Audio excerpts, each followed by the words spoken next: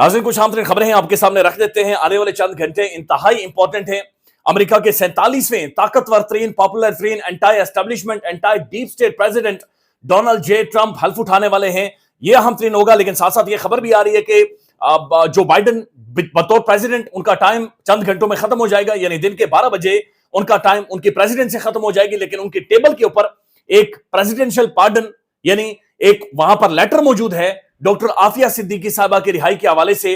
अगर उसके ऊपर बाइडन रिहाई के दस्तखत कर देते हैं या दस्तखत कर देते हैं तो डॉक्टर आफिया सिद्दीकी साहबा रिहा हो जाएंगी। लिहाजा उनके लिए दुआएं करें। हमारी बहन है, एक लंबी तकलीफ और एक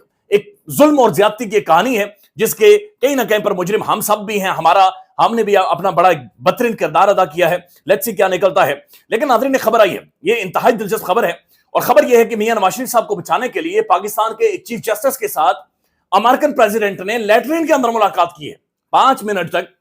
पाकिस्तानी चीफ जस्टिस को लेकर अमेरिकन प्रेसिडेंट लैट्रिन में गए और मियां नवाज शरीफ साहब की यकीन दहानी करवाई कि आप मियां साहब को फांसी नहीं देंगे। अब यह बकायदा से ये जीए न्यूज की खबर है। बिल क्लिंटन ने नवाज शरीफ साहब को बचाने के लिए चीफ जस्टिस से खुफिया मुलाकात की है। यह साबिक पाकिस्तानी ओहदेदार का इंकशाफ है। मैं खबर उसी तरह से आपके सामने पढ़ देता हूं। जनरल परवेज मुशर्रफ दौर में पाकिस्तानी क्रिकेट बोर्ड के साबिक चेयरमैन और कौमी कमीशन बराए इंसानी हुकूक के साबिक सरबराह डॉक्टर नसीम अशरफ ने इंकशाफ किया है कि साबिक अमेरिकी सदर बिल क्लिंटन ने साबिक वजीर आजम पाकिस्तान मियां नवाज शरीफ को फांसी से बचाने के लिए उस वक्त के चीफ जस्टिस से खुफिया मुलाकात की है। अब मियां नवाज शरीफ साहब को बचाने के लिए उस वक्त के जो प्रेसिडेंट अमेरिका के हैं वो पाकिस्तान के अंदर आए, चंद घंटों के लिए यहां पर कयाम किया और चीफ जस्टिस को खुफिया तौर पर लेकर गए हैं। बिल क्लिंटन के दौरे पाकिस्तान के बारे में उन्होंने इंकशाफ किया कि सदर परवेज मुशर्रफ की यकीन दहानी के बावजूद, यानी उस वक्त के डिक्टेटर ने यकीन दहानी करवाई, उसके बावजूद उन्होंने सदारती जोहराने के दौरान वॉशरूम जाने का फैसला किया। यानी कि अमेरिकन प्रेसिडेंट लैट्रिन में गए और अगले ही लम्हे पाकिस्तान के चीफ जस्टिस अरशाद हसन खान भी वॉशरूम चले गए, जहां दोनों के दरमियान 5 मिनट तक गुफ्तगू और मुलाकात हुई। सदर क्लिंटन ने चीफ जस्टिस ऑफ पाकिस्तान से इस्तफसार किया कि नवाज शरीफ को फांसी की सजा तो नहीं होगी ना, यह अमेरिकन प्रेसिडेंट पूछ रहा है। जिस पर जस्टिस अरशाद ने उन्हें यकीन दिलाया कि ऐसा कुछ भी नहीं होगा। यह वाकया अपनी नोयत का एक तारीखी और चशमकुशा वाकया करार दिया जा सकता है। उस किताब की आज रौनमाई है और रिंग साइड उस किताब का नाम है। पेशावर के अंदर उसकी तकरीब रौनमाई है जिसके अंदर वो बता रहे हैं कि किस तरीके से लैट्रिन के अंदर पाकिस्तान के साबिक वजीर आजम मियां मोहम्मद नवाज शरीफ साहब के हवाले से फैसले हुए और चीजें आगे गई हैं। नाज़रीन, सुप्रीम कोर्ट के अंदर भी एक बाकायदा से मामला उठा दिया गया है और पाकिस्तान के मौसस जजेस इख्तियारात के हवाले से और 26वीं जो काली यानी तरमीम है उसके हवाले से बोलना शुरू हो गए हैं। लेकिन मैं चाह रहा हूं कि मैं जो डोनाल्ड ट्रंप ने गुफ्तगू और बातचीत की है, मैं कुछ एक उसका हिस्सा आपके सामने रखूं। अब डोनाल्ड ट्रंप ने का यह कहना है कि मैं जब सदर बनूंगा या हल्फ उठाऊंगा उसके पहले दिन, यानी आज के दिन, मैं सदर कैनेडी और उनके भाई की कत्लेआम और उनका कत्ल कैसे हुआ है इसकी तमाम जो क्लासिफाइड डॉक्यूमेंट्स हैं वो सबके सामने लाकर रखूंगा। जॉन एफ कैनेडी 1963 में इन्हें मार दिया गया था, कत्ल कर दिया गया था। अमेरिका की तारीख के पॉपुलर तरीन वो अमेरिकन प्रेसिडेंट थे। तो ट्रंप का यह कहना है कि या इसके ऊपर तज्जिया तबसरी लिखा भी जा चुका है कि शायद इसके अंदर डीप स्टेट वहां की इन्वॉल्व थी। लिहाजा ट्रंप का यह कहना है कि मैं जो ही हेल्प उठाऊंगा सबसे पहले मैंने जॉन एफ कैनेडी को कत्ल करने के हवाले से जो अभी तक इंफॉर्मेशन डिक्लासिफाई नहीं हुई है मैं वो सबके सामने रखूंगा कि किसका रोल था, कौन से खुफिया इदारे और कौन से शूटर्स इसके अंदर मुलविस थे, वो आपके सामने रखेंगे। अब ये भी बाकायदा से डोनाल्ड ट्रंप ने कहा है, वकार खान साहब ने इसे ट्वीट किया है। ट्रंप का यह कहना है कि मैंने और आपने पिछले 9 साल से करप्ट और इंतहाई बदबूदार एस्टेब्लिशमेंट से जंग लड़ी है। ट्रंप कह रहा है फिर इलेक्शन के दिन मुझे वोट देकर आपने एस्टेब्लिशमेंट को पैगाम दिया कि यह मुल्क आपका नहीं है बल्कि अमेरिकन अवाम का है। मुल्क के हर कोने से हर शोबे के फर्द ने कतारों में लगकर वोट देकर साबित किया कि अवाम सिर्फ और सिर्फ एस्टेब्लिशमेंट से नफरत करती है। यह ट्रंप का पैगाम है। और डोनाल्ड ट्रंप, मार्को रूबियो या फिर रिक ग्रेनेल आप देख लें, फिर एलन मास्क, ये सब जो आ रहे हैं ये एक बड़ी स्ट्रेंथ के साथ और एक बड़ी पावर के साथ ये अमेरिका की नई एडमिनिस्ट्रेशन है जो कि आने वाली है। ये बात ध्यान में रखिए कि डोनाल्ड ट्रंप और इमरान खान के दरमियान बहुत सारी सिमिलरिटीज हैं। जिस तरह के केसेस बनाए गए, जिस तरह के मामलात के साथ ट्रंप को जोड़ा गया और पाकिस्तान में इमरान खान को जोड़ा गया, फिर दोनों मकबूल तरीन लीडर हैं, मोस्ट पावरफुल लीडर्स हैं, फिर दोनों के अंदर बहादुरी है, दिलेरी है, खड़े हो जाते हैं, निजाम को रेजिस्ट करते हैं। लिहाजा लेट्स सी के पाकिस्तान के अंदर किस तरह से मामलात अनफोल्ड होते हैं। लेकिन बरतानिया के अंदर जो एक पार्लियामेंट के अंदर एक मुलाकात हुई थी, एक मीटिंग हुई थी, वहां पर 15 एमपीज मौजूद थे। लेकिन बरतानिया के अंदर जो ओवरसीज पाकिस्तानीज हैं उन्होंने यह फैसला किया है, बल्कि उन्होंने अप्रोच किया है 144 एमपीज को کہ جہاں پر وہ پاکستان کے معاملات کو لے کر جائیں گے، اور جو اوورسیز پاکستانیز ہیں، پاکستانی جو ٹرمپ کی حلفبرداری کے دوران وہاں پر موجود ہوں گے، شامل ہوں گے، ان کا یہ کہنا ہے کہ ہم نے پاکستان کے 20 اہم ترین شخصیات ہیں، ہم نے انہیں اسپیشل ڈیزیگنیٹڈ نیشنلز کے اندر داخل کروانا ہے کہ پاکستان کے اندر رہتے ہوئے بھی یہ امریکن کوئی بھی چیز نہ جی میل کے اوپر اکاؤنٹ کھول سکیں گے، نہ کوئی بھی یعنی امریکن چیز یا امریکن جو بھی ٹیکنالوجی ہے، انوویشنز ہے، وہ پاکستان کے اندر یا دنیا میں کہیں پر بھی یہ استعمال نہیں کر سکیں گے۔ تو یہ بڑی اور اہم ترین ڈیولپمنٹس ہیں جو کہ ان کے حوالے سے ہو رہی ہیں، اور لیٹس سی کہ کس طرف جاتی ہیں۔ ناظرین، خبر یہ ہے کہ جو سپریم کورٹ کے اندر آج ہوا ہے، سپریم کورٹ کے اندر یہ کسٹم ڈیوٹیز کے حوالے سے ایک معاملہ تھا، لیکن یہ معاملہ اگین پھڈا وہیں پر پڑ گیا کہ کیا جسٹس منصور علی شاہ صاحب، عائشہ ملک صاحبہ یا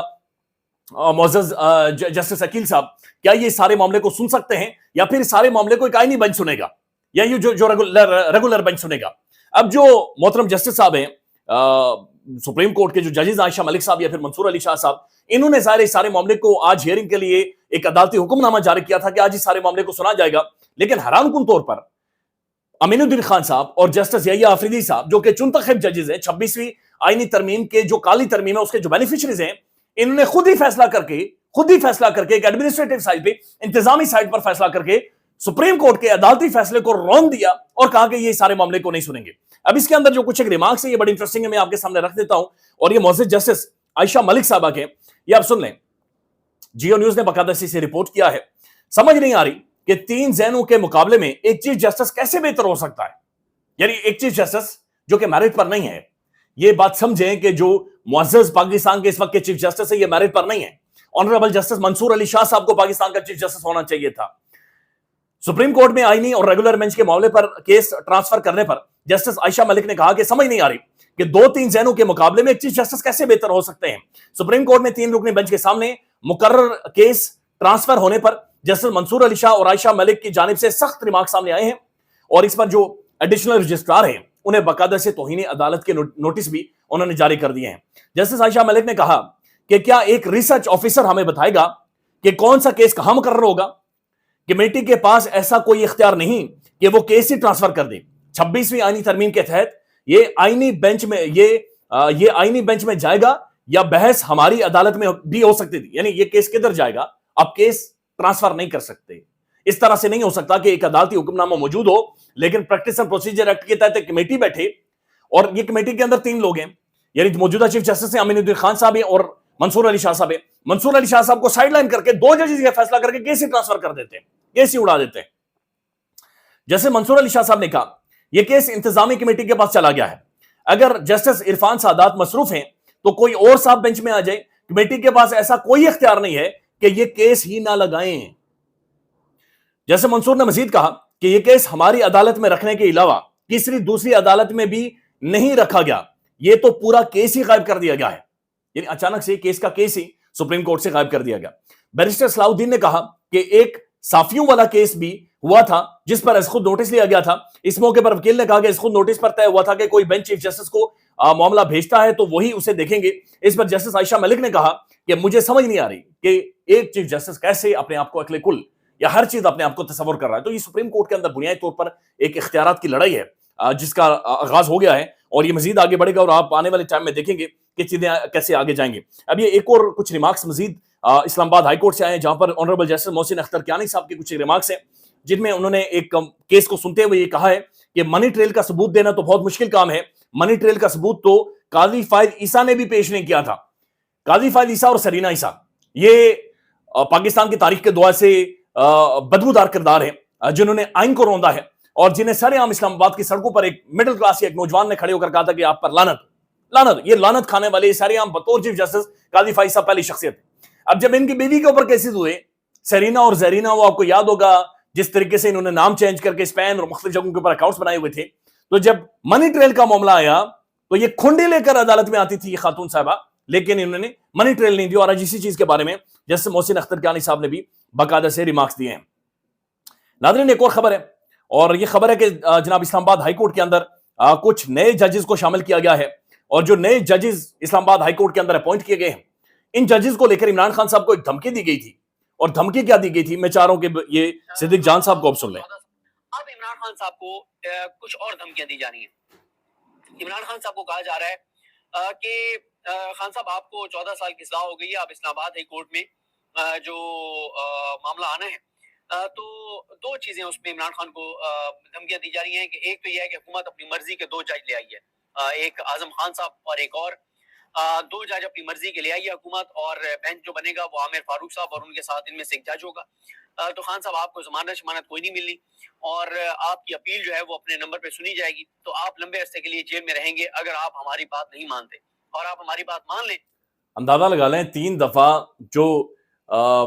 جج صاحب نے معاملے کو، ناصر جاوید رانا نے اس معاملے کو ڈیلے کیا، اس کی وجہ یہ تھی کہ اسلام آباد ہائی کورٹ میں 2 نئے ججز اپنی مرضی کے لانے تھے۔ پھر اگر تحریک انصاف جو آج اخبار میں لکھا ہوا ہے کہ کل اپیل کرنے جا رہی ہے، اور یہی بات سلمان اکرم راجہ صاحب نے بھی کہا ہے کہ اسلام آباد ہائی کورٹ کے اندر ہم جائیں گے، تو اسلام آباد ہائی کورٹ میں یہ معاملہ اس چیف جسٹس عامر فاروق جو قاضی فیصل صاحب کا دوسرا رخ ہے تحریک انصاف کے مطابق، اور ایک نیا جج جو لایا گیا ہے یہ اس کے سامنے رکھا جائے گا، لہذا اس سارے معاملے کو لٹکایا جائے گا، اور یہی دھمکیاں عمران خان صاحب کو دی جا رہی ہیں۔ لیکن یہ چیزیں ہوں گی نہیں، انٹرنیشنلی بین الاقوامی چیزیں بہت زیادہ تبدیل ہو رہی ہیں، بہت زیادہ چینج ہو رہی ہیں، اور جو اس سے پہلے بین الاقوامی اسٹیبلشمنٹ کا ایک انفلوئنس تھا اور امریکن ایمبیسی جو پاکستان کے اندر کرواتی رہی ہے، یہ چیزیں جب ریورس ہوگی تو آپ کو نظر آئے گا کہ چیزیں کس طرف جاتی ہیں، اور بہت ساری چیزیں بدلیں گی اور بہت ساری چیزیں چینج بھی ہوں گی۔ ناظرین، ایک اور خبر آئی ہے، اور اس سے جو حکومت اور تحریک انصاف کے درمیان مذاکرات ہیں یہ ختم ہو گئے لگ بھگ۔ یہ جیو نیوز نے رپورٹ کر رہا ہے کہ حکومت کا 9 مئی پر جوڈیشل کمیشن بنانے سے انکار،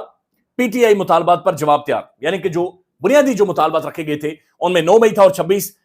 نومبر تھا، تو 9 مئی کے اوپر حکومت یہ کہہ رہی ہے کہ ہم جوڈیشل کمیشن نہیں بنائیں گے، یعنی 9 مئی جس کے بارے میں عمران خان یہ کہہ رہے ہیں کہ انہوں نے خود کروایا ہے، اس کے بارے میں آج یہ حکومت کہہ رہی ہے کہ ہم نہیں بنائیں گے۔ یہ 9 مئی وہی ہے جس کے بعد پاکستان کے اندر نسلیں تباہ کی گئی ہیں، نسلیں تباہ کی گئی، آج کہہ رہے ہیں کہ ہم اس کے اوپر کمیشن نہیں بنائیں گے۔ بہرحال یہ ابھی جیو نیوز نے خبر دی ہے، لیٹس سی اس میں سے کیا نکلتا ہے، اپڈیٹ کریں گے۔ خیال رکھیے گا، اللہ حافظ۔